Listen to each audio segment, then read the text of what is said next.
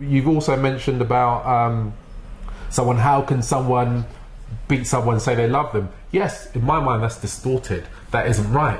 But then I've done some work with years ago in domestic violence and women who've been battered and stuff like that, and it was kind of really interesting. You know, it's like you actually find this is learnt behaviour. Yeah. So in what context? Cycles. Yes. In what context was it learnt? Pain.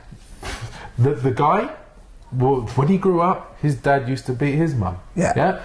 And his mum used to see battered and bruised, and they used to make up and stuff like that. The woman, when she was younger, she used to see her dad beat her mum and thought, well, that's how naturally relationships are. That's how it goes.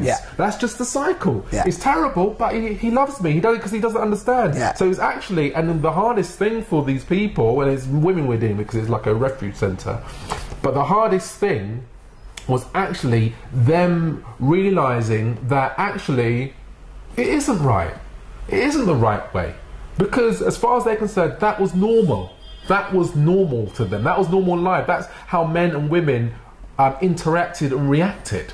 And because they distortedly loved each other so much, he was willing to do that and she was willing to accept it. Or then again, the other scenarios were people, you know, might have been beaten by their husband, so they beat their children. So it was a continual cycle. Why? Because that's what happened when they were younger. You know, dad used to take it out on mum, mum used to take it out on us.